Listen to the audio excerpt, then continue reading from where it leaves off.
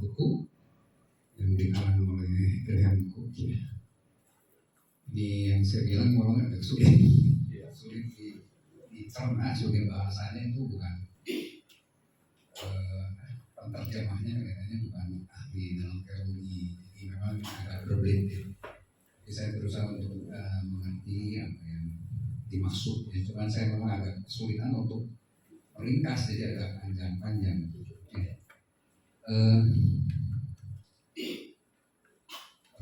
Nah ini biasa kalau sebuah buku itu ada yang diminta untuk membuat gitu ya, prakata gitu ya, prakata dan memberikan prakata.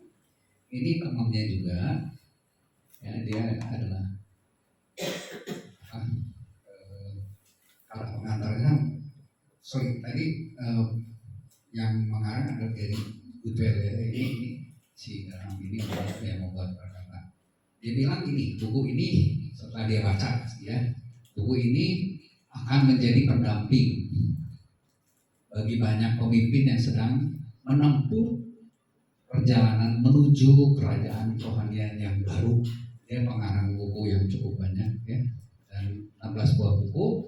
Dia juga membuat atau menulis 2 buah buku diantaranya gitu ya, yang bersama si Gary ini. Nah, dia berbicara konvensi internal, konsultan, dan membantu sebuah gereja mengadakan transisi dari satu dimensi panggilan ke visi dan pelayanan yang tingkatnya itu lebih tinggi. Jadi memang ada beberapa perubahan yang dipikirkan bahwa memang saat ini gereja dalam arti umum ya, gereja umum, bukan organisasi gereja, itu ada di tengah-tengah. Coba saat di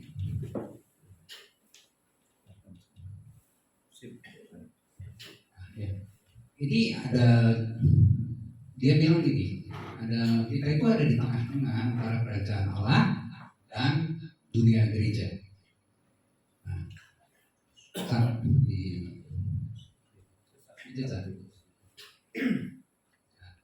kerajaan Allah itu pusat atau kegiatan utamanya adalah penyembahan, kemudian bentuk keintiman, kemudian pelukan kasih setia Allah. Oke. Nah ini akan menimbulkan satu atau orang akan mengalami satu pengalaman yang tak terbatas ketika kita masuk dalam penyembahan, keintiman, pelukan kasih Allah, maka kita akan mengalami satu pengalaman yang tak terbatas dalam kehidupan kita. Nah ini yang utama adalah hubungan. Jadi yang penting adalah hubungan. Hubungan apa? Ya, sebagai satu kawanan domba yang perlu dipimpin, dan hubungan ini lebih menunjukkan hubungan antara anak dan bapa. Itu yang harusnya ada di dalam gereja Tuhan. Beda dengan dunia gereja, dia lebih banyak ke sistem. Karena gereja memang organisasi gitu ya. Orang berpikir gereja organisasi. Makanya mereka membuat sistem sedemikian rupa dan lebih bersifat sekuler daripada alami. Ya. Jadi visi, sasaran, tujuan itu mengalir dari atas ke bawah. Hanya dari atas ke bawah. Tidak ada timbal balik dari bawah ke atas. Ya.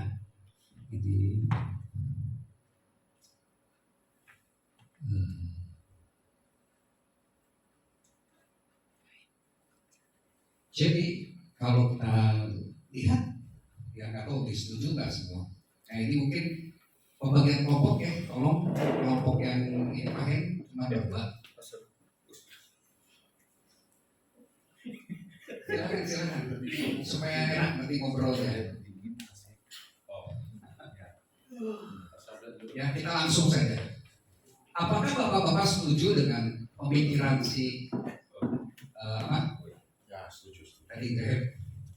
Betul nggak kondisi kita saat ini seperti ini? Kondisi gereja, pemikiran orang tentang gereja itu adalah sebuah organisasi di mana diperlukan sistem. Iya. Betul? Ya. Jadi saya pernah minta kan waktu pertama pembuatan atau bukan pembuatan lah. Saya pengen tahu struktur dari struktur organisasi gereja. Kalau organisasi pasti ada struktur, betul kan? Iya. Struktur kan seperti tulang gitu ya, untuk kerangkanya gitu. Kan nggak mungkin suatu organisasi namanya. Itu yang dipentingkan ya, sudah di dalam gereja masing-masing. Nah di dalam struktur itu kira-kira di paling atas itu siapa? Ketua sinode. Siapa? Ketua itu bisa pakai. Iya. Paling atas kenapa?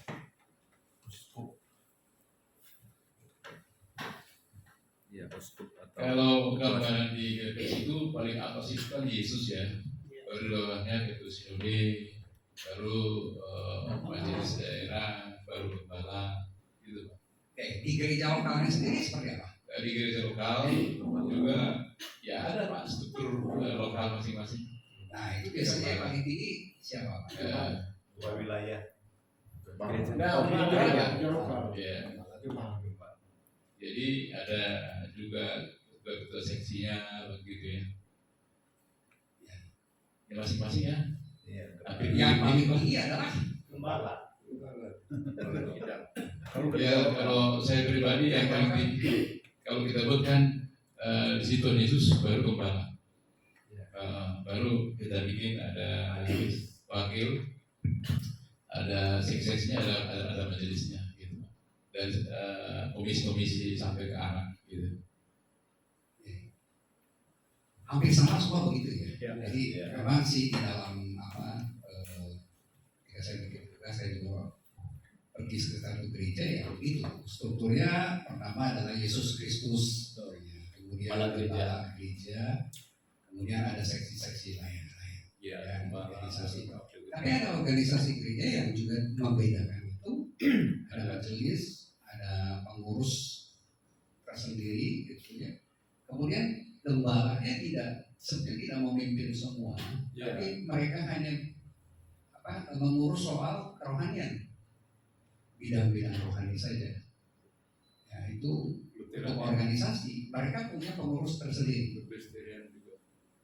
Ya, jadi mereka memisahkan ya antara kerohanian dan masalah-masalah organisasi. Dan si Graham ini dia bilang kita ada di tengah, sama dengan ada satu buku lagi yang saya baca juga sama, dia bilang si Beckett ya, dia bilang begitu. Dia bilang kita tuh ada di tengah-tengah itu antara masalah rohani dan masalah gereja itu harusnya memang dipisahkan. Jadi terpisah. Ya. Oke. Nah, sebenarnya hubungan kita itu di halaman 5.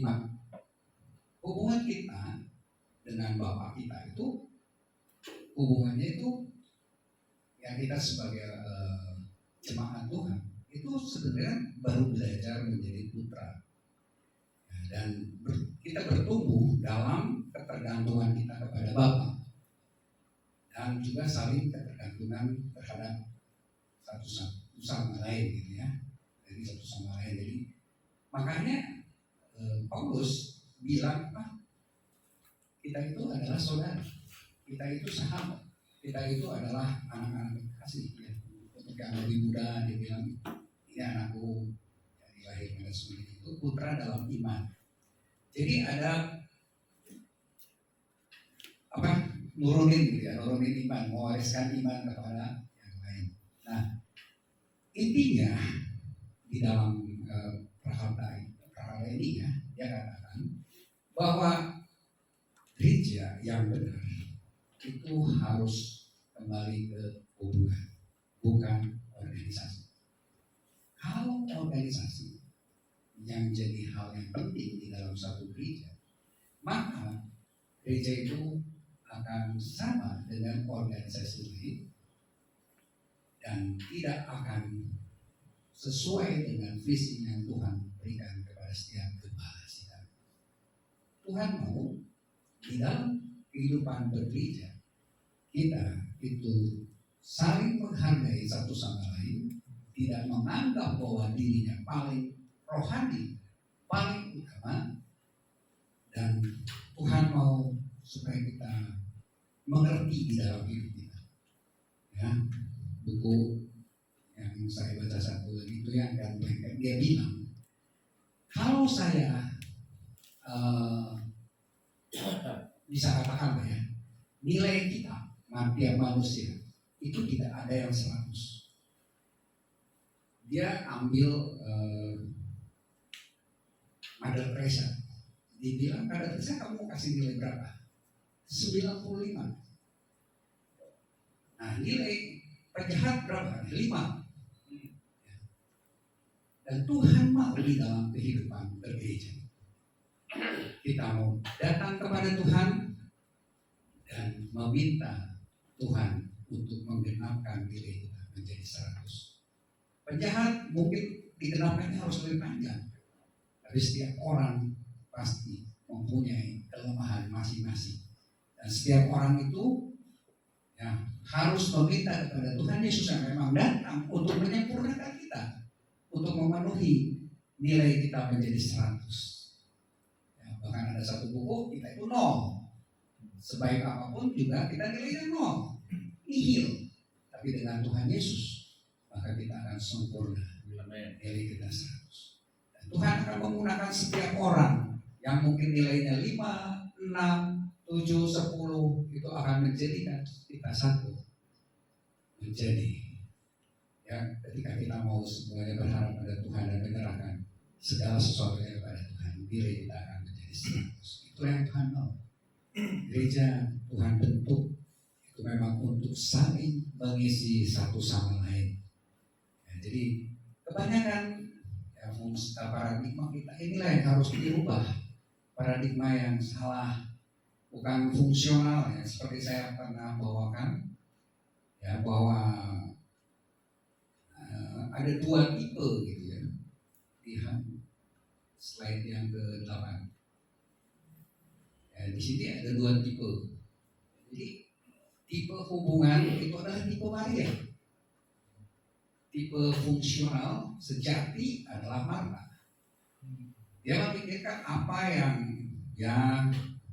ada di, maksudnya bukan ini yang bukan nggak penting, tapi memang penting, cuman yang lebih utama yang Tuhan katakan ini yang tidak akan diambil daripadanya adalah hubungan. Maria mementingkan hubungan antara dia dengan Yesus.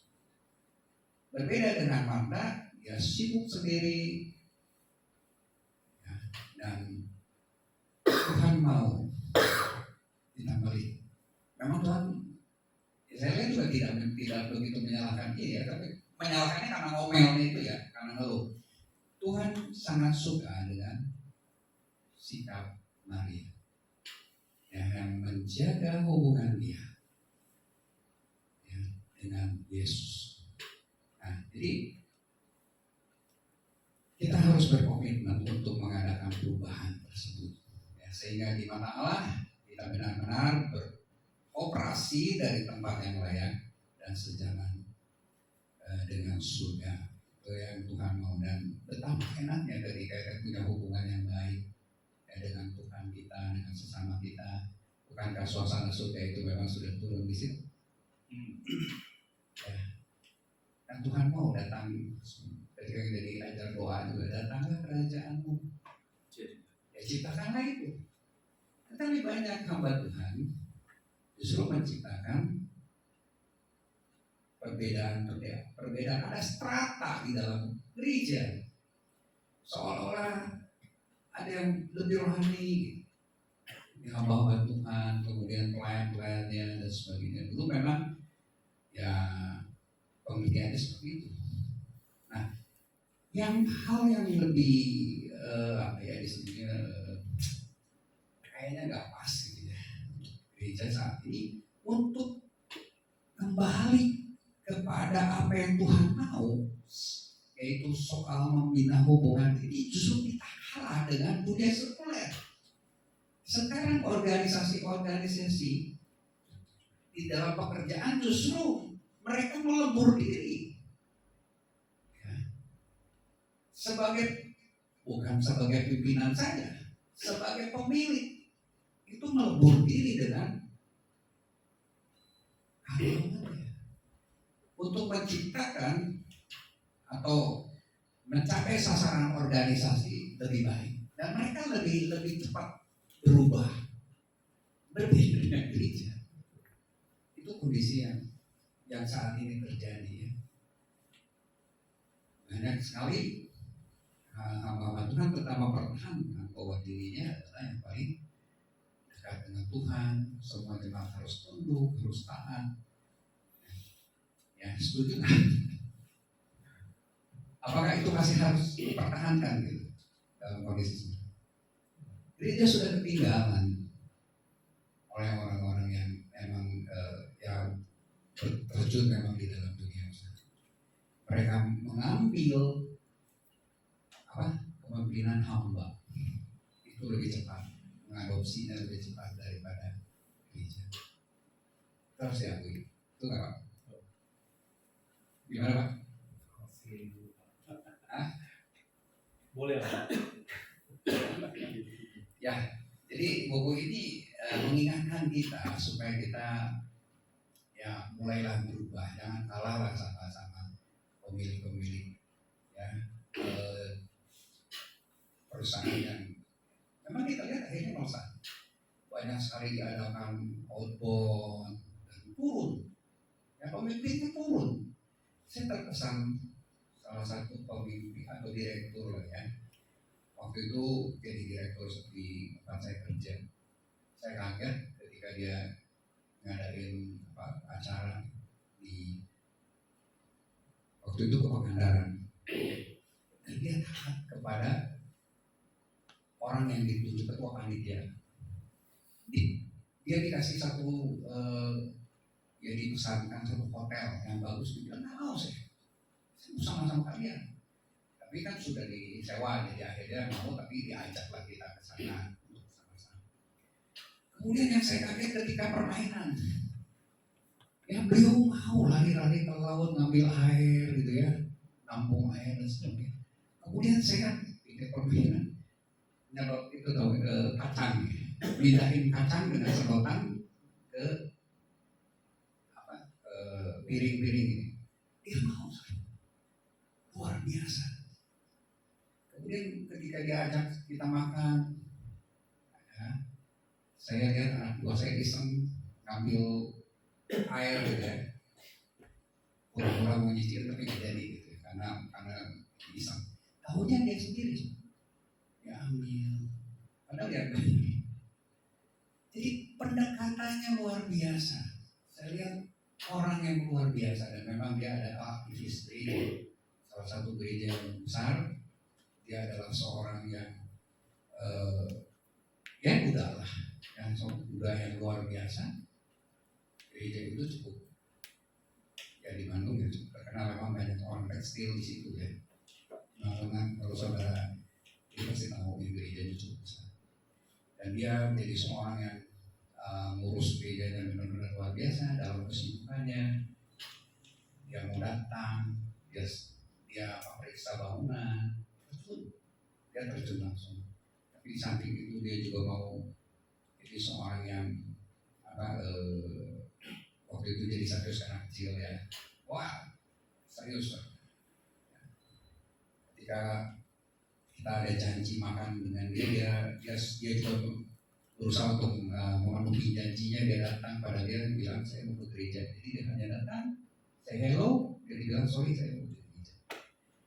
Dari situlah orang-orang terkesan, termasuk orang-orang yang di luar Tuhan, karena kan banyak karyawan juga di luar Tuhan. Tapi dengan tingkah dia, dengan sikap dia, dengan penghargaan yang dia berikan kepada karyawan yang dia bayar, ya, yang seharusnya dia bisa lah seenaknya gitu.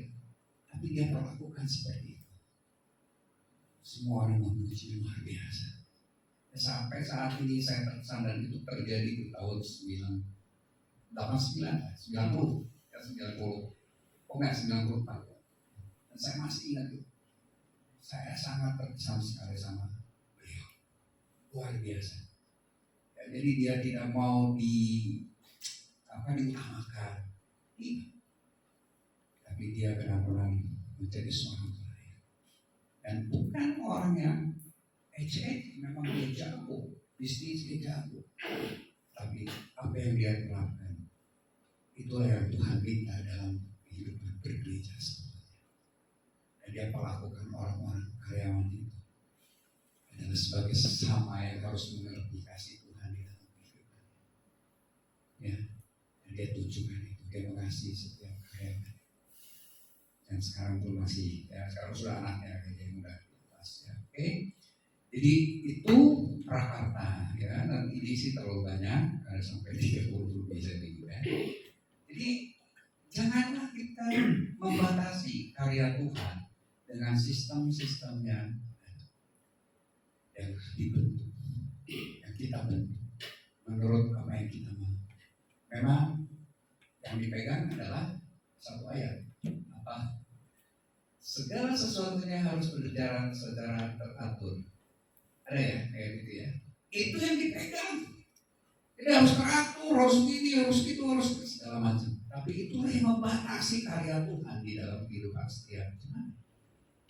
Mereka yang dalam arti dipuji, bukan dikucilkan, jadi dianggap mereka di bawah kerohaniannya, itu merasa mereka disingkirkan secara Tuhan.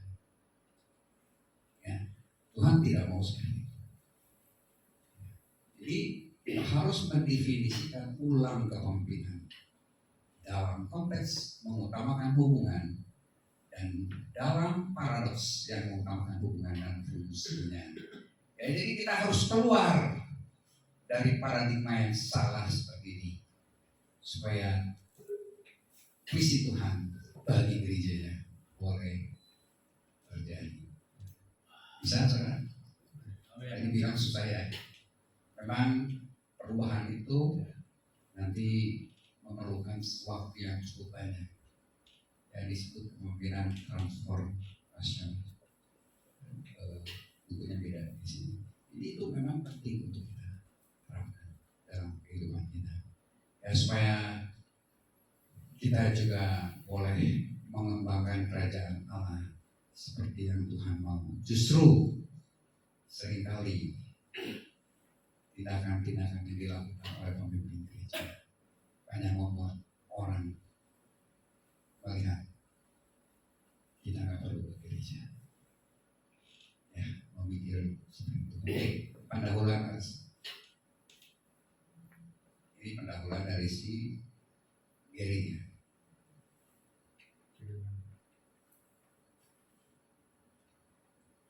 Nah, ini pendahuluan tentang kemungkinan kaotik. Ya ini kan dari kemungkinan kaotik. Kaotik ini kacau tapi teratur. Kenapa kacau? Tidak ada tekanan.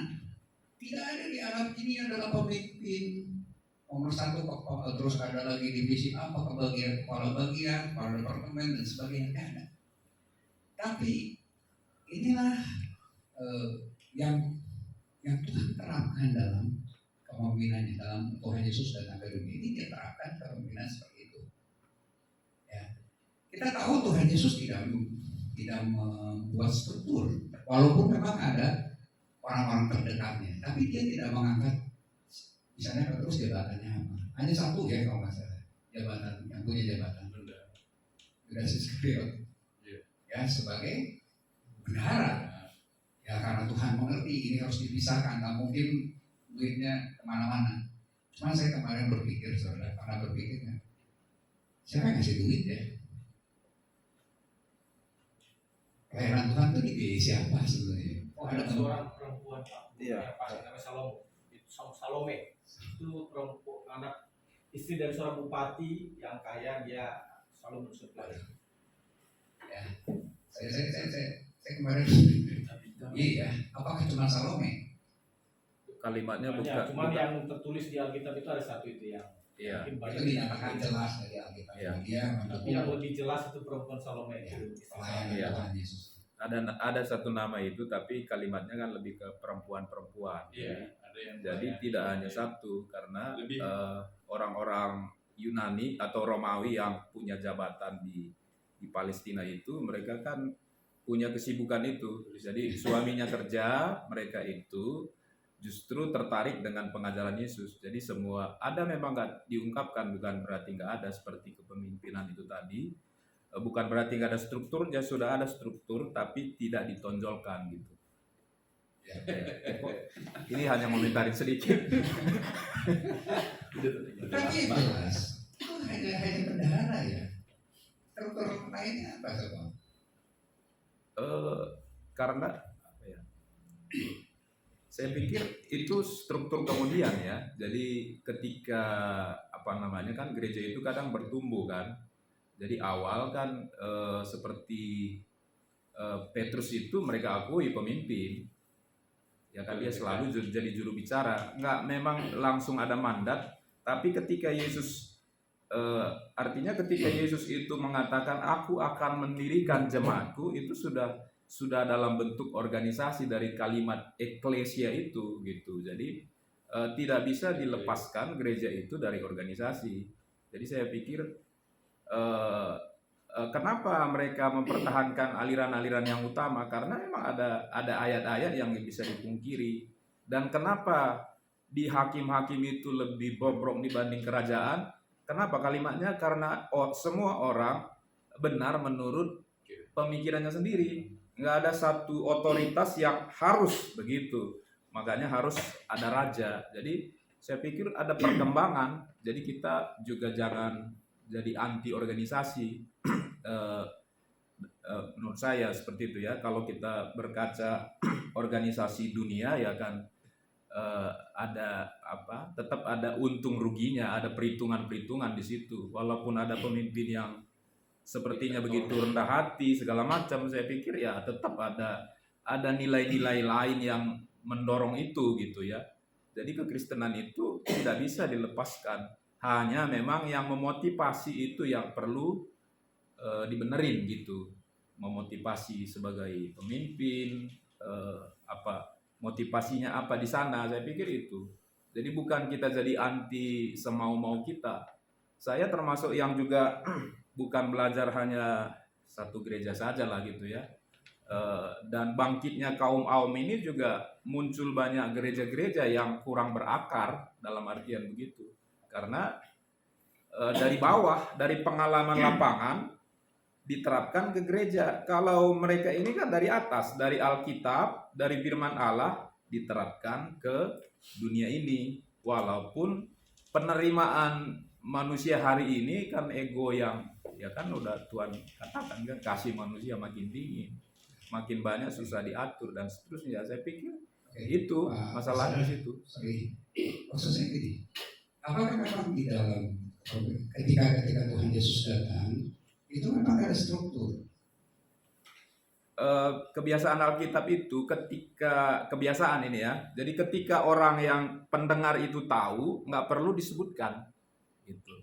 Jadi bukan berarti nggak ada, tapi itu udah berjalan gitu. Jadi kita tidak semudah itu menghilangkan itu. Kenapa juga gereja mula-mula akhirnya pakai? Karena memang itu sudah ada. Hanya Yesus tidak sebutkan. Tapi kalau misalnya Petrus itu menjadi pemimpin, diakui murid-murid lain kan, saat Pentakosta itu dia berdiri kan, teman-teman lain ikut berdiri, tapi dia yang jadi juru bicara, dia jadi pemimpin. Dan akhirnya nanti Yakobus itu yang saudara Yesus yang akhirnya menjadi kepala gereja di Yerusalem. Jadi ada pemimpin, ada struktur. Baik, Begitu. mungkin dicatat lebih jelas. Tersirat pertanyaannya Pak Yusuf itu, apakah zaman Yesus sudah ada struktur? Ada, tapi tidak tertulis, Pak. Itu aja simpelnya. Kalau kita kan di sini zaman sekarang tertulis. Siapa ketuanya, siapa bendahara, siapa sekretarisnya, siapa divisi ini, siapa konsumsi, siapa, ada tertulis. Zaman Yesus ada struktur tapi tidak tertulis, Pak. Contoh, Yesus sebagai pemimpin, lalu dia mengangkat leadernya berikutnya, generasi dia nanti, yaitu Petrus. Kemudian dia angkat Yudas jadi bendahara. Bagian konsumsi Marta dan perempuan-perempuan Maria Magdalena dan Salome. Itu bagian konsumsi. Bagian untuk menjadi public speakingnya itu Simon Petrus. Karena dia pernah bertanya, menurut orang siapa saya? Lalu menurut kalian siapa saya? Jadi yang menjadi juru bicara untuk bagian humasnya adalah itu Simon Petrus. Jadi menurut saya zaman Yesus apakah ada struktur? Ada, tapi tidak tertulis, Pak. Terima kasih. Iya, perlu saya tambahkan sedikit. Jadi itu seperti itu tadi gambarannya. Tambahan lainnya itu kalau gereja tua ya, mereka itu ngerti ada 70 murid. Itu struktur. Jadi dari 12 ini Petrus, Yohanes, Yakobus itu ring kedua itu setelah Yesus. Ketika Yesus dimuliakan, 3 orang ini dibawa. Ketika membangkitkan orang mati, 3 orang ini dibawa. Walaupun ke-12 rasul itu spesial seperti itu. Dan kemudian Kepas yang jalan ke Emmaus itu siapa itu? Salah ya, mereka itu bagian dari 70 murid. Jadi kalau kita terlalu dini mengatakan enggak ada struktur, saya pikir terlalu dini lah gitu ya. Karena ada di Alkitab itu, karena sudah umum tidak disebutkan lagi, karena itu sudah berjalan gitu. Orang itu sudah mengerti seperti itu. Dan kemudian setelah gereja mula-mula kan diangkat itu para diaken, 7 diaken termasuk Stefanus di situ. Jadi kembali ada struktur. Ya. Jadi ketika Yesus ketika murid itu meneruskan apa yang sudah dikerjakan oleh Yesus, seperti itu. Ya, kalau saya melihat apa yang terjadi memang itu adalah dari hatinya. Kayak misalnya Maria, Marta, melayani memang dari hatinya. Jadi tidak ada penunjukan. Ya, kalau struktur kan biasanya penunjukan. Ya, memang ada pemilihan. Misalnya tiga orang ini itu tuh kan sebetulnya tidak ini ya, cuma hanya dirangkulnya lebih dekat, karena mereka juga lebih dekat dengan Tuhan sebetulnya, karena Tuhan melihat hatinya, maka mereka lebih dekat dengan Tuhan. Ketika itu kemudian untuk 10 orang memang ada penunjukannya, tapi organisasi yang terdiri yang tercipta itu sebuah Tuhan Yesus ada Secara ciptakan organisasi. Makanya disebut tadi digolongkan orang Kristen pun jadi agama, tidak kacau orang kan gitu. Padahal kan bukan agama, hubungan kepengikutan Kristus. Dan bicara soal pemimpin adalah bicara masalah pengaruh pengikut. Dan kepengikutannya ini bukan secara paksaan, tapi dengan kerelaan. Tuhan memimpin kita dengan keteladanannya. Bagaimana dia mengasihi setiap orang, dia tidak membedakan orang. Orang yang dijauhi malah dia dekati, orang yang berdosa malah dia datangi, ajak ngomong. Tuhan Yesus sendiri yang datang gitu kan, ke orang yang benar-benar dijauhi orang, yang ke perempuan Samaria misalnya, diajak bicara, membuka percakapan, dan disitulah kuasa Tuhan akhirnya bekerja di dalam diri orang ya, si wanita Samaria ini menjadi pemberitaan Injil. Kerajaan Allah lebih tersebar, lebih luas ya, Injil pertama gitu kan. Jadi itulah pola-pola kepemimpinan Tuhan Yesus di dalam dunia ini, dan Tuhan mau sebenarnya kita juga seperti itu. Bukan berarti organisasi tidak perlu, yang tadi saya bilang kan tidak. Harus ada beberapa gereja memisahkan organisasi ini, tapi pola kepemimpinan yang Tuhan mau adalah soal hubungan hubungan yang ini seringkali sudah dilupakan oleh gereja, oleh hamba-hamba Tuhan dan gembala. Mereka membuat batasan sehingga orang sulit untuk bisa menjalin hubungan lebih dekat. Ya. Setuju nggak? Ada hamba Tuhan yang bilang gereja harus yang kepemimpinan sistemnya ya. Kepemimpinannya adalah otoriter. Oh, kalau otoriter nggak setuju lah. Setuju? Nggak setuju. Sama. Iya. Tidak setuju, Pak. Dalam waktu KKP hamba Tuhan bisa bicara seperti itu. Kalau menurut pandangan saya bukan otoriter, tapi dia mengambil sikap gaya Disiplin. otoritasnya, Pak. Bukan otoriter, tapi otoritas. Ketika ada sebuah masalah, saya ada pemahaman 3 gaya kepemimpinan. Ya. Di depan, di tengah, di belakang. Ada saatnya pemimpin dia berada di belakang, ada saatnya pemimpin ada di tengah, dan ada saatnya pemimpin di depan. Itu yang saya bilang. Nah, ketika ada seperti Soekarno, dia itu pemimpin di depan jadinya, Pak. Ketika terjadi penjajahan, ketika kasus. Jadi ketika di gereja ada kasus masalah bla bla bla bla bla bla yang sudah urgent, itu yang menyangkut dengan kekudusan apa segala macam. Nah, disitulah yang namanya otoritas gembala harus melakukan yang bersikap. Nggak perlu lagi dia harus mengatakan bagaimana pendapat majelis, bagaimana pendapat diaken, bagaimana pendapat orang kaya, bagaimana pendapat guru. Nggak perlu dia itu. Dia harus langsung keputusan seperti itu. Itu bukan otoriter, Pak, tapi otoritasnya harus dijunjung tinggi dan dilaksanakan. Itu menurut saya, Pak. Otoriter itu image-nya kan negatif, Pak ya. Ya. Jadi memang seorang pemimpin otoritasnya itu memang betul pengurapan mengambil keputusan di situasi yang tidak tepat juga harus betul tepat kan begitu. Ada kasus juga ya. Saya dengar ini sekali. Saya dengar dengan telinga saya sendiri. Ya, seorang hamba Tuhan ketika gereja masih kecil itu dekat sekali hubungannya dengan jemaat, dirangkul, ya sudah ibadah, makan bareng kemana-mana. Kemudian memang di dalam jemaat itu ada beberapa orang, ada kuda-kuda yang mau ya diajak makan dan dia. Nah, satu kali karena gereja makin banyak tuh jemaatnya datang, gerejanya udah masuk. Ya, bikinlah panitia pembangunan. Tapi satu saat hamba Tuhan itu melenceng. Dana pembangunan itu dipakai bukan untuk membangun di tempat itu, tetapi memang ada satu tanah yang menurut mereka paling lebih bagus karena ini kurang strategis gitu. Kalau dibangun juga ngapain gitu, nggak akan berkembang. Nah, saya waktu itu sempat lihat pilihan seperti ini, wah bahaya nih gitu ya orang, karena kuda ini kuda yang direkrut baru bertobat. Wah ini bisa muncul nih, ramai betul sebenarnya. Nah di saat-saat seperti itu muncullah kata-kata itu hamba Tuhan dia, harusnya tuh nggak ada tuh panitia dan sebagainya, tapi harus otoriter.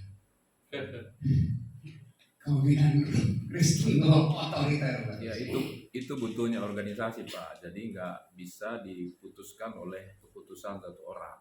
Jadi kenapa tidak tertibnya gereja dalam tanda petik tertentu? Ya sistem organisasinya kurang jalan.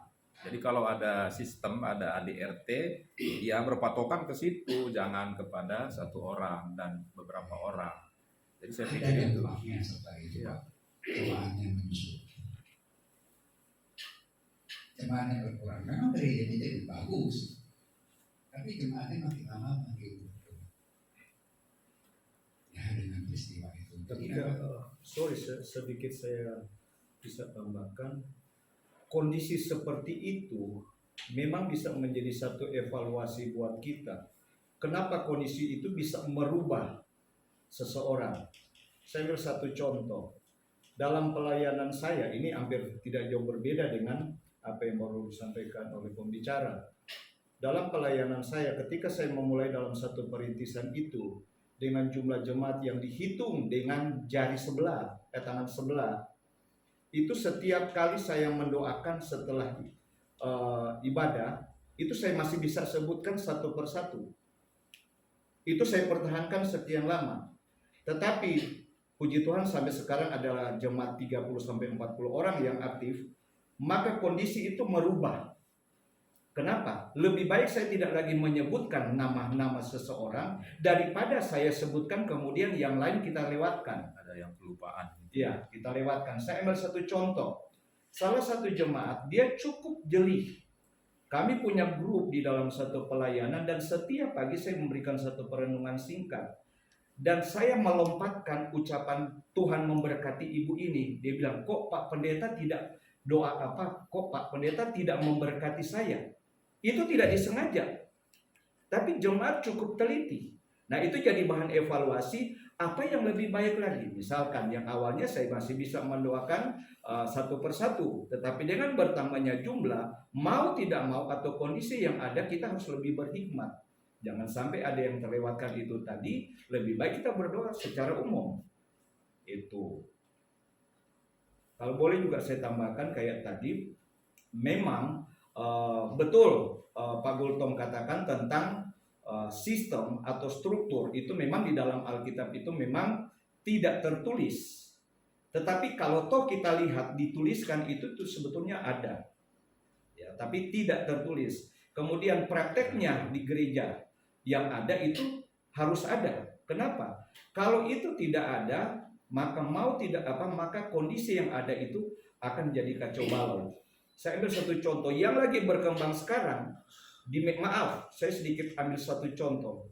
Di salah satu gereja bagian timur terjadi satu perkelahian antara jemaat dengan gembala. Gitu. Dan ini cukup memalukan. Nah, berarti di sini pentingnya ada organisasi. Atau saya ambil contoh yang simpel. Dalam organisasi kami, baru-baru ini saya ikut perkembangan yang ada di Jawa Timur sana. Karena dia tidak ikut aturan organisasi anggaran rumah tangga itu, akhirnya dia dikeluarkan. Jadi pentingnya ada organisasi, pentingnya ada struktur, pentingnya ada anggaran dasar untuk mendisiplinkan. Kalau itu tidak ada, cuman saya tangkap pembicara katakan bahwa kita kembali belajar dalam kepemimpinan Tuhan. Cuma jelas, saya masih ingat materi yang pertama kita pernah terima itu adalah tentang kuda. Jadi tidak heran juga di antara pelayanan akan muncul juga kuda-kuda yang harus mendisiplinkan. Saya kira mungkin itu tambahan dari saya. Oke, kita kembali ya. Itu memang yang saya bilang kembali memang organisasi itu, tapi bukan itu yang diutamakan. Yang Tuhan mau, maksudnya ini menurut pengarang ya. Ini bukan itu yang Tuhan mau. Tapi pendekatan kepada jemaat itu harus seperti Tuhan Yesus mendekati orang-orang yang dosa dan sebagainya. Nah, dalam pendahuluan ini lebih ditekankan kepada hilangkan status imam dan jemaat sholat. Kita itu sama di hadapan Tuhan yang tadi. Ya, mungkin nama Tuhan nilainya misalnya 85, 90 dan sebagainya. Tapi itu perlu digenapi. Dan di dalam kehidupan atau menjalin hubungan itu harus terjadi saling membagi, saling mengikut. Ya, ada satu ini dipraktekkan oleh Rasul Paulus ya. Rasul Paulus di gereja di Korintus. Jadi dia menghilangkan model kepemimpinan hierarki pada umumnya. Jadi dia tidak mau memaksakan gitu ya, kehendak dia. Jadi memang dia memotivasi, tapi dia tidak terlalu memaksakan orang ya. Jadi itu ada kata-kata ketika kita memimpin, kita juga sebenarnya mengikut. Boleh dikomentarin Pak? Boleh. Soalnya jadi kalau buku ini saya pikir dia itu merancukan antara organisasi dengan teologi ya. Jadi kalau pandangan teologi, ya, jadi kalau membedakan orang itu, ya kalau teologinya yang benar udah ngerti itu semua tebusan Tuhan. Jadi nggak ada masalah di situ sebenarnya di dalam organisasi gereja. Kalau teologinya benar ya semua itu sama. Cuma ketika bicara gereja struktur tadi, ya memang ada aturan, ada tata tertib di situ. Kita juga tidak boleh lupakan gitu. Jadi kalau untuk organisasi menjadi penyelesaian untuk status orang itu jadi salah. Jadi saya pikir status ya kaya dan segala macam itu benar dan segala macam itu ya teologinya yang harus diluruskan. Siapa yang menebus dia, kita dibenarkan oleh apa gitu. Jadi nggak bisa dilepaskan dari teologi ya dalam kalau bicara jemaat gitu. Jadi jangan menyalahi organisasi tapi pemahaman teologinya rancu gitu. Saya pikir di situ. Kalau buku ini ya kalau bisa dikomentari. Udah baca Pak? Ya ini dari pendapat Bapak. Ya, Pak, Ya dari statement yang disampaikan kan. Ya. Saya kira juga pandangan saya dari apa yang sudah disampaikan untuk prakata atau masuk pengantar seperti ini, betul apa yang menjadi satu maksud dari penulis ini untuk lebih mengarah bagaimana kita mengikuti cara-cara kepemimpinan Tuhan. Ya betul. Tetapi fakta yang ada itu tidak juga bertolak belakang dengan firman Allah dalam setiap organisasi yang berdiri khususnya dalam gereja. Saya kira itu tidak bertentangan. Karena adanya satu organisasi, sampai saya ambil satu contoh kecil lagi. Lembaga yang pertama terbentuk di dunia ini adalah keluarga, rumah tangga. Ya. Kemudian lembaga yang terbentuk ini ya secara otomatis atau harga matinya, kalau kita bicara harga matinya, idealnya ya harus mengikuti apa yang menjadi kehendak Bapa di surga. Ini salah satu contoh saja. Tapi mau tidak mau kita memang akan diperhadapkan ketika kita sudah masuk dalam ranah organisasi, ya itu sudah berhubungan dengan kedisiplinan, aturan. Kalau tidak ada kedisiplinan, tidak ada aturan. Misalkan saya ambil satu contoh. Sekarang kita mission care, ini adalah satu wadah. Dalam wadah ini di sini kita berkumpul bersama-sama. Di dalam wadah ini ada action. Menjadi kepanjangan tangan Tuhan ke hamba-hamba Tuhan. Dalam wadah ini ada pertemuan-pertemuan seperti ini. Jadi ini sudah masuk dalam bagian struktur kan? Action di dalam kan? Dengan satu maksud apa ya? Salah satu contoh ya kita belajar soal ini. Oke. Ya, jadi ini memang kan bukunya tentang ini ya, chaotic, kacau tetapi teratur. Ya. Jadi bukan keteraturan yang dipaksakan maksudnya. Di sini buku ini menjelaskan atau pengarang buku ini Prakata juga tadi si Graham itu bilangnya bahwa kita harus menghilangkan, merobohkan hal-hal yang membedakan pemimpin dan pengikut. Karena secara bersamaan sebetulnya setiap orang itu jadi pemimpin, setiap orang itu jadi pengikut. Jadi jangan merasa bahwa dirinya paling gitu lah istilahnya. Ya. Setuju. Karena saya pemimpin saya harus begitu. Nah kayak itu otoriter kan gitu. Enggak. Tapi dalam hal ini dalam menghadapi banyak masalah, ya kita harus keakuan merasa bahwa diri paling itu jangan gitu. Ego ya. Ya, di situ. Mulai tambahin Pak. Ya, Sudah jadi diskusi ini. ya. Soal hubungan itu memang sangat nomor satu menurut saya ya. Karena seperti tadi pendahuluan, seperti contoh tentang dia seorang direktur tetapi dia bisa turun ke bawah, dia bisa menyesuaikan dengan karyawannya, itu luar biasa. Itu tandanya bahwa dia memiliki hati sebagai hamba kan. Tadi dia latar belakang dia sebagai pengurus gereja, hamba Tuhan di gereja. Nah, bagaimana kita menerapkan hati sebagai hamba itu kepada jemaat? Ini yang penting, karena saya pernah membawa suatu hamba Tuhan untuk cari dana. Saya tidak sebutkan dari organisasi gereja mana, walaupun bukan satu organisasi dengan saya. Itu ada ada aturannya. Jadi melalui ke satpam dulu, karena ini gereja juga masuk gereja. Ke satpam, dari satpam langsung ke sekretarisnya, dari sekretaris langsung kepada gembala jemaat. Jadi kalau seandainya dari gembala jemaat kasih Bantuan. kasih kepada sekretaris boleh masuk atau tidak Anda mandat, itu kita baru bisa masuk. Jadi hati sebagai hamba itu untuk kepada, walaupun itu sesama hamba Tuhan, itu sepertinya dalam kondisi sekarang ini memang udah Personal. iya, walaupun itu personal, tetapi itu kan setidaknya itu bisa mewarnai kehidupan dari yang lain-lain juga. Ya, jadi memang buku itu akan kembali kita. Ya, supaya kita jelas. Kacau tapi teratur. Jadi kalau saya bilang, ya memang ada di tahun 1980-90. kacau dari belakang. Jemaatnya banyak tapi beliau masih bisa kok. Mereka bahkan nggak ini kok, maksudnya benar-benar nggak mau lah pakai fasilitas yang diberikan jemaat pun.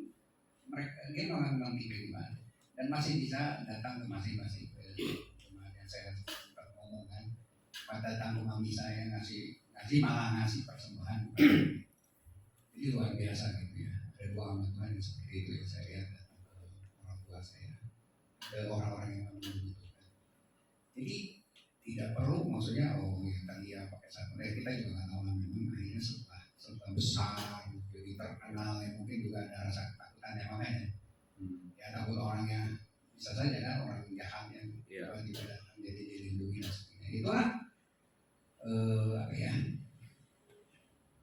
Belum di sorga soalnya kita. susah ya, jadi memang itu dampak yang akan terjadi gitu ya, seperti itu nggak bisa dihindari. Tapi saya kira itu hanya tidak semua ya, Personal. itu hanya personal. Sorry, mungkin saya hanya contoh kecil. Mungkin pembicara lebih mengarah kepada orang-orang tertentu. Saya bicara apa yang saya lakukan. Minggu kemarin waktu hujan lebat, rumah jemaat masuk air. Malam-malam saya datang ikut ngepel. Saya masih berlakukan itu, dan setiap ada jemaat berhari ulang tahun, dari anak-anak sampai orang dewasa, pagi-pagi saya sudah pergi ke rumah mereka untuk berdoa. Jadi saya bikin perbandingan dulu, ya. Itu saya lakukan. Jadi tidak semua, tetapi mungkin lewat buku atau bimbingan yang ada ini ya, untuk mengayomi, mengevaluasi, untuk tetap belajar atau punya komitmen bagaimana cara Yesus memimpin. Itu saya lakukan. Tapi namanya buku boleh dikritisi Pak. Diterima yang baiknya aja. Masa kita Alkitab baru kita terima bulan-bulan. Pendahuluan ya itu mengatakan janganlah membedakan antara imam dan kalau di sini ini ya pendahuluan itu. Nah kemudian kita ke bab 1. Bab 1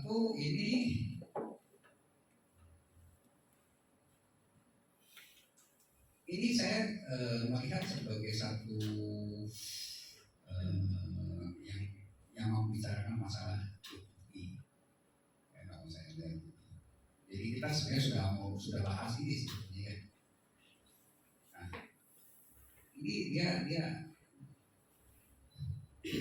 judulnya adalah ini sambutlah Joni. Ini Joni ini adalah seorang pembawa acara televisi, ya, komedian, penulis, dan juga produser Amerika cukup terkenal. Acara ini sangat ditunggu oleh banyak orang. Kenapa? Karena dia bagus ya, pembawaannya bagus dan sebagainya.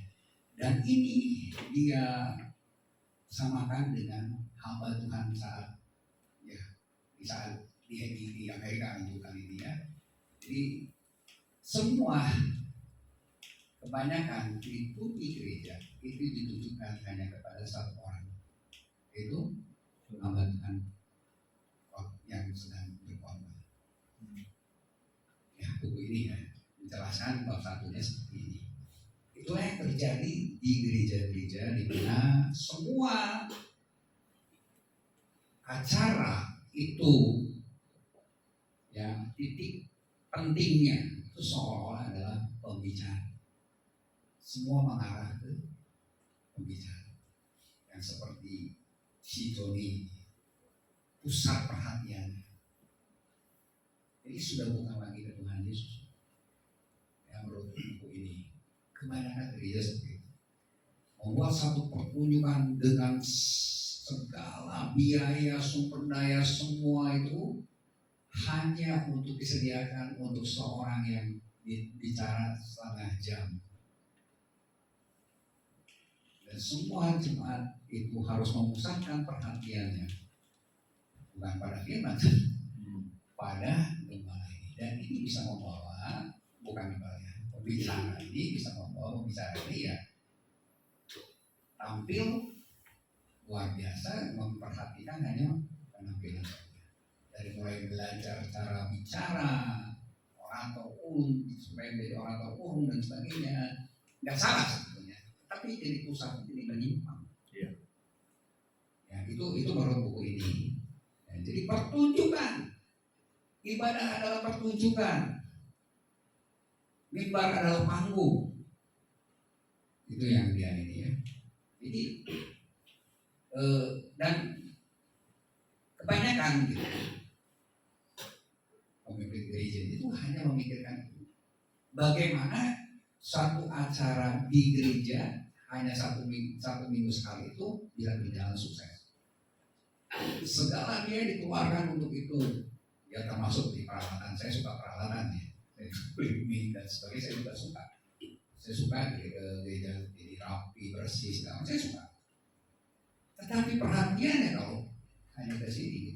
Jadi kita seringkali melupakan apa yang perlu. Misalnya jemaat yang memang lebih perlu. Kita beli peralatan 100 juta berani, gitu kan? Tapi untuk nolong jemaat yang memang kesulitan, susah. Keluarnya sulit. Ya memang alasannya ya mendidik dan sebagainya memang ya itu ya. Ya, gitu ya, benar dan tidak. Tapi maksudnya buku ini mengatakan banyak gereja justru yang berpikir hanya memikirkan, hanya mementingkan acara gereja sebagai satu pertunjukan.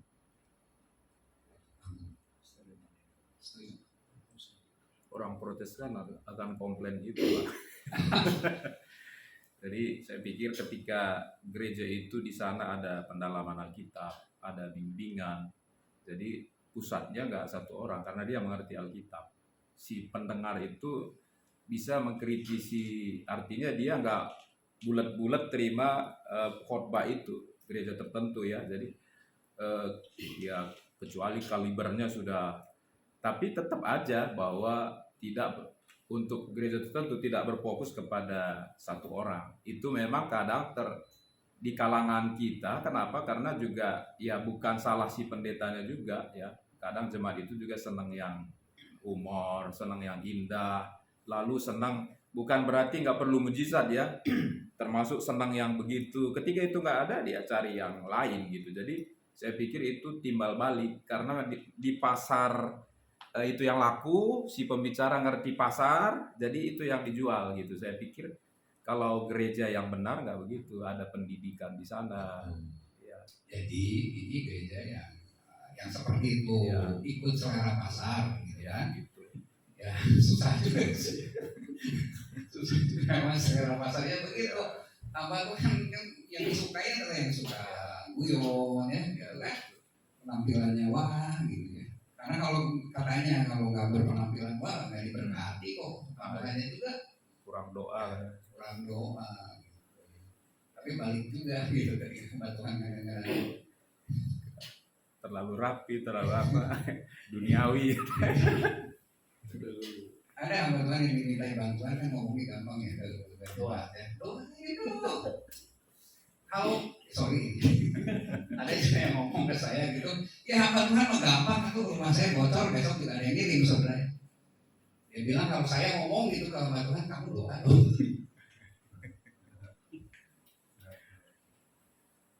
Ya jadi pada awal masa kependetaan biasanya seorang itu dianggap sebagai sahabat, banyak waktu bersama, bersenang-senang, ya, berinteraksi, berdebat, makan, tertawa, membaca, semua pokoknya bisa bersama-sama, berargumentasi dan sebagainya. Tapi setelah itu berkembang biasanya mulailah terlihat.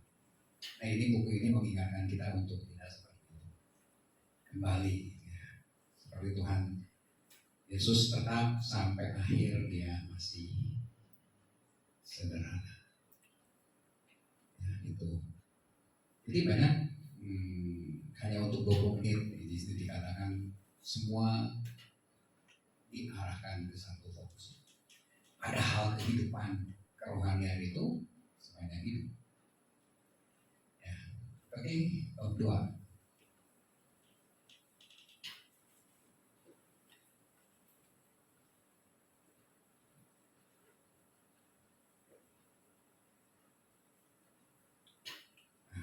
Ini judulnya adalah menolak status selebriti. Nah, jadi pengarang ini mengatakan kita harus menolak dan kembali mentaati panggilan Tuhan di dalam kehidupan pelayanannya. Ya, kita harus balik, jangan sampai terlalu duniawi. Ya, itu. Nah, ini komunikasi ya di slide 7. Ini perbedaan. Ya, kalau konflik itu dia membutuhkan waktu. Ya, terus bicara tentang hubungan, menuntut hidup dalam rangkaian momen kehidupan, bersandar pada komitmen, berdisiplin dan membentuk kehidupan. Dia menuntut kita untuk menjadi pendengar yang menginspirasi, memimpin dengan berjalan bersama atau mendampingi orang lain. Jadi ini semua perlu waktu.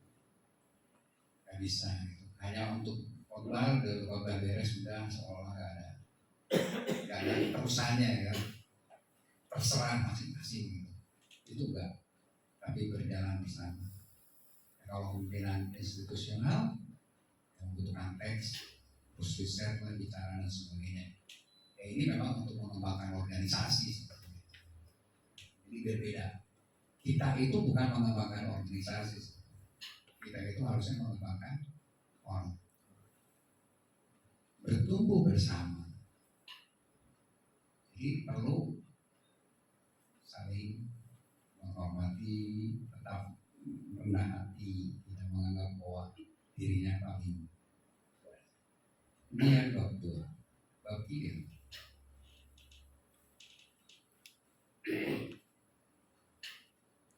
Jadi kita udah 3 minggu bicara ini, kalau nggak dibahas satu-satu. Ya, nah kemana Yesus memimpin? Yesus memimpin itu, yaitu berjalan kemana-mana, mengembara, kemudian ya lihat aja. Jadi dia sebagai rabi yang berjalan berkeliling, ya, kehidupannya berubah menjadi sebuah pelajaran kehidupan. Banyak pelajaran yang diambil oleh pengikut Yesus dari kehidupan Tuhan Yesus. Ya, pengajaran dengan keteladanan, inilah yang Tuhan harapkan ya, di dalam kehidupan. Ya. Jadi dalam cerita juga sebenarnya Tuhan Yesus jago ya. Dia bikin pengajaran luar biasa dengan kisah-kisah yang perumpamaan-perumpamaan yang cukup lengkap, saya bilang cukup luar biasa. Ya. Kita biasanya kalau kita mau seperti itu, benar-benar persiapannya harus luar biasa. Jadi ini kemana Tuhan Yesus memimpin? Dia datang kepada orang buta. Dia datang kepada orang yang kerasukan setan, dia datang kepada wanita penghibur, dia datang kepada, pokoknya untuk menyembuhkan banyak kepada orang-orang yang benar-benar membutuhkan dan tidak membedakan. Nah, jadi Tuhan mau ya kita juga seperti itu. Mulai sedikit Pak menambahkan Pak.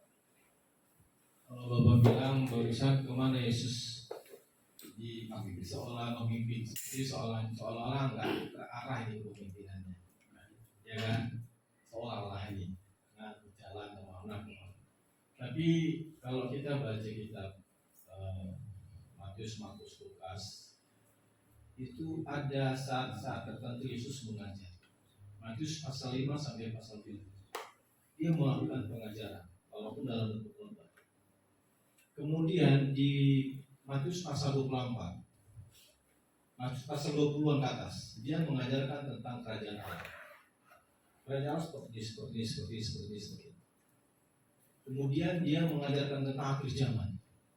Kerajaan Allah seperti ini. Jadi ini salah satu contoh yang saya mau katakan, Yesus itu bukan nggak jelas gitu, atau jalan seret, tapi itulah gayanya dia.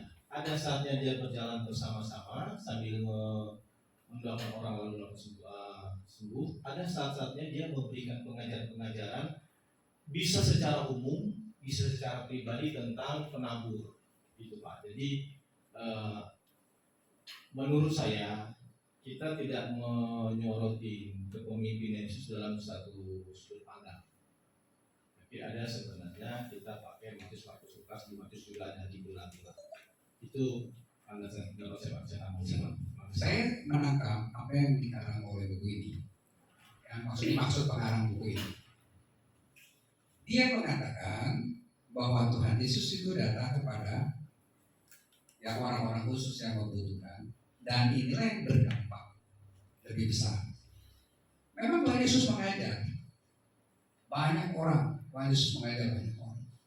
tetapi itu lebih banyak yang dampaknya adalah lebih banyak orang hanya kagum, tapi tidak mengalami di dalam kehidupannya.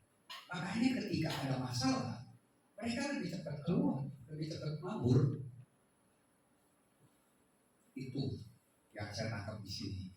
Jadi bukan Tuhan Yesus memang dia mengajar banyak orang, bahkan harus duduk di perahu karena penuh katanya. Ya di pinggiran danau itu. Tetapi yang mempunyai dampak yang luar biasa dalam kehidupan seseorang itu ya ketika dia datang kepada orang-orang yang tadi dikatakan buta, kerasukan setan, ya, seperti itu. Ada yang menambahin? Bisa masih dikritisi itu Pak. Jadi itu kan hanya tertentu kan, tapi orang pergi itu karena tidak memahami kedatangan Tuhan itu, maksud dari kedatangannya itu. Jadi muatan teologinya yang dalam di situ, termasuk absennya pengertian Farisi ahli Taurat yang ngerti firman Allah, harusnya mereka yang harusnya terdepan, tapi karena jabatannya dan dalam pemahaman yang salah, ya justru mereka yang paling melawan kan gitu. Dan yang lain-lain itu kenapa meninggalkan, bukan fokus Tuhan kan, bukan untuk yang ya walaupun ya melepaskan yang miskin, terpenjara kan itu ya kabar baik itu, tapi kan sudah dituliskan di dalam Markus itu dia datang bukan untuk melayani, tapi datang untuk memberi nyawanya untuk menjadi tebusan bagi. Jadi inti dari kedatangannya itu jadi bukan sekonyong-konyong. Jadi dari Kejadian pasal 3 bahwa keturunan perempuan itu akan meremukkan kepala ular, ya dari sana itu terus ada benang merahnya gitu. Jadi nggak ucuk-ucuk Yesus datang lalu kayaknya fokusnya orang yang susah saja. Enggak, dia semua kalangan, Farisi termasuk, dia berdialog, termasuk orang Saduki, termasuk orang perempuan yang kedapatan berbuat zina, itu kan ketemu di jalan ya sebenarnya gitu. Jadi agendanya agenda ke semua golongan. Jadi kalau hanya terlalu memfokus yang terpinggir, yang apa, kayaknya kita juga berat sebelah gitu. Jadi kalau saya gitu. Lagi Pak, Bapak bilang tadi bahwa konteksnya Yesus itu bisa memberi pengaruh itu aja. Jadi mengajar hanya mendapatkan sebuah kesima saja dari pendengar. Tapi yang Bapak bilang karena kepemimpinan itu adalah pengaruh, jadi Yesus itu buku ini lebih menonjolkan bahwa dampak dari kepemimpinan itu pengaruh. Misalnya menyembuhkan orang, memperhatikan orang, menjalin hubungan, terus memberikan sebuah sentuhan kasih sayang, bla bla bla bla. Itu yang menjadi fokus buku ini, yaitu pengaruh. Dampak dari si perilaku si kepemimpinan tadi, yaitu ada pengaruhnya. Baik, kalau memang seperti itu, jadi supaya kita juga nggak kemana-mana tentang teologi sama ini kan tentang kepemimpinan ini ceritanya. Kepemimpinan adalah pengaruh, itu yang menjadi sasaran kita. Kalau memang misalnya dia bilang ini bab 3 ya tentang menolak selebritis, terus dia bilang bahwa intinya adalah harus bisa menjadi dampak, menjadi pengaruh. Ini menurut saya dilema yang pengalaman nyata dengan yang saya baca tentang Markus Lukas, di mana selalu ditulis mereka itu tentang ketika Yesus bertemu dengan orang lumpuh 38 tahun, bertemu dengan orang kusta. Padahal sebenarnya tidak semua orang yang sakit itu disembuhkan. Ada beberapa orang-orang yang tidak mengalami kesembuhan juga walaupun dia bertemu dengan Tuhan Yesus. Ada beberapa yang dituliskan di situ ketemu dengan Tuhan Yesus disembuhkan, ketemu dengan Tuhan Yesus disembuhkan. Ada juga di beberapa kalimat banyak orang datang berbondong-bondong yang sakit yang apa segala macam disembuhkan. Ada satu kalimat perikop begitu diceritakan. Nah, lalu aplikasinya kepada saya secara pribadi, kadang-kala kan karena saya melihat Yesus dalam Alkitab ini, pada kenyataannya itu tidak terjadi pada saya. Karena tidak semua saya doakan yang sakit itu sembuh, ada juga yang sembuh. Nah, ini kadang-kala ada rasa manusiawi kita bahwa jangan sampai kita akhirnya kecewa. Karena Yesus pun sendiri tidak semua orang yang dilayaninya itu mengalami kesembuhan. Itu saya tambahkan. Oke. Ya, jadi slide 4.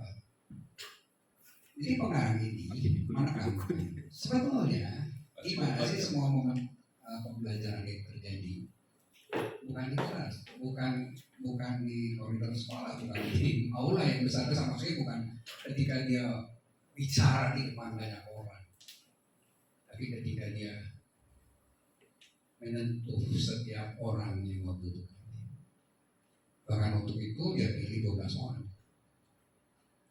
untuk mempengaruhi hidup mereka, dan hidup bersama mereka hari demi hari, mencurahkan kehidupannya bersama mereka.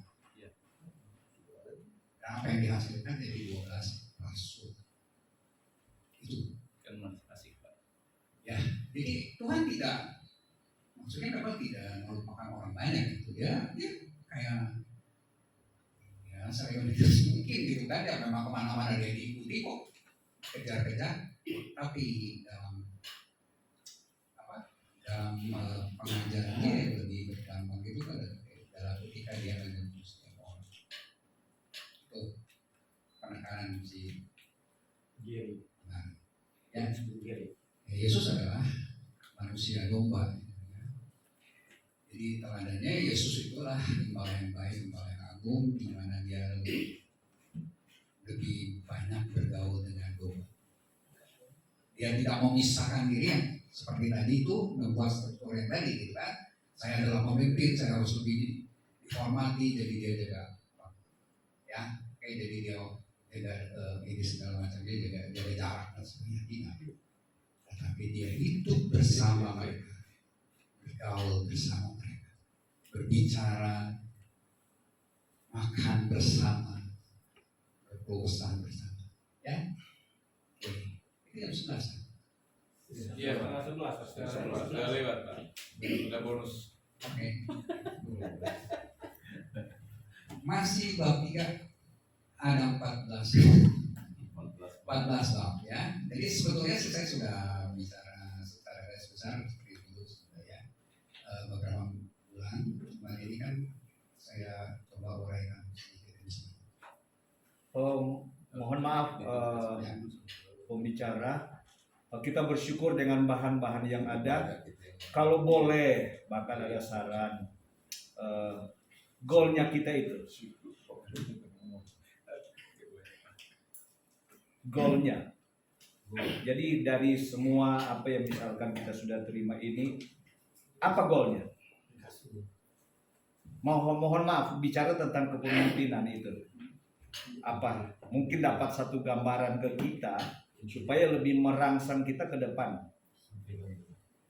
Pertama, yang dalam pikiran kami ya, terutama saya, ya ada beberapa buku yang memang cukup bagus yang saya bilang bisa merubah beberapa paradigma kita yang selama ini masih sebagai seorang Kelebihan Yesus. mungkin menambah wawasan, Iya. ya, juga bisa mengingatkan kembali kita bagaimana kehidupan Yesus yang begitu hidup saya tahu ini kalau menurut saya seperti ini ya, atau dunia kekristenan dan sebagainya. Itu aja sih sebetulnya. Soal mau dipakai dan tidak terserah. Ya itu yang sudah maksudnya sudah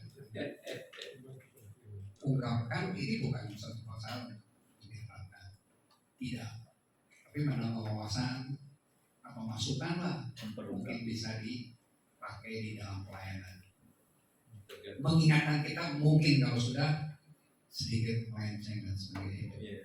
Respon kita Pak ke arah yang baik. Ya, bukan untuk memaksakan apapun. Ya, dan kita juga nggak bicara bahwa ini paling benar nggak. Iya. Silakan saja Evaluasi. yang bagus dipakai yang enggaknya. Oke, cukup ya. Tapi saya melihat, maaf sedikit saja, tadi ada kesan pada bab 3 kalau tidak salah itu Yesus berjalan ke sana kemari kemana. Yang luar biasanya itu ada kerjasama yang baik sehingga yang awalnya ada satu kesan pelayanan Yesus itu tidak teratur, tapi ada kerjasama yang baik antara Yesus dengan penulis-penulis kitab yang ada, ditambah dengan teolog-teolog sekarang, sehingga kita mendapatkan satu gambaran tentang pelayanan atau kepemimpinan Yesus itu bahwa itu sangat luar biasa.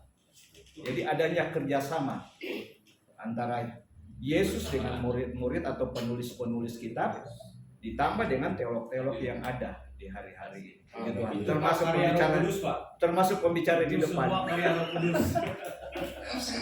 Kalau saya lihat gitu ya kayak tadi kan ini kacau gitu kan, kacau tapi teratur. Teratur. Terus apakah Tuhan Yesus ketemu orang itu hanya kebetulan tadi Pak Edis bilang ya kebetulan ketemu di dalam gitu kan menyembah. Saya pikir udah ada rencana itu. Iya. Nah, sudah Tuhan rencanakan, Tuhan tahu kok ada di sana ada orang yang membutuhkan di sini dan dia ke sana. Itu maksudnya. Ketika kita tahu ada orang yang membutuhkan itu, dekati. Itulah yang paling berdampak. Pelayanan. Ya, itulah kepemimpinan Tuhan Yesus. Ya, oke, terima kasih banyak. Pak Yunus mungkin mau tutupnya. Tutup dulu. Ya, Pak Yunus tutup. Oh.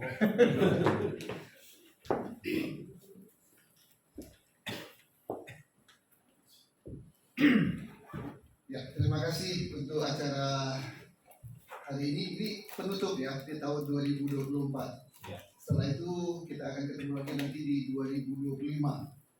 Ya, baik kita berdua bersama-sama.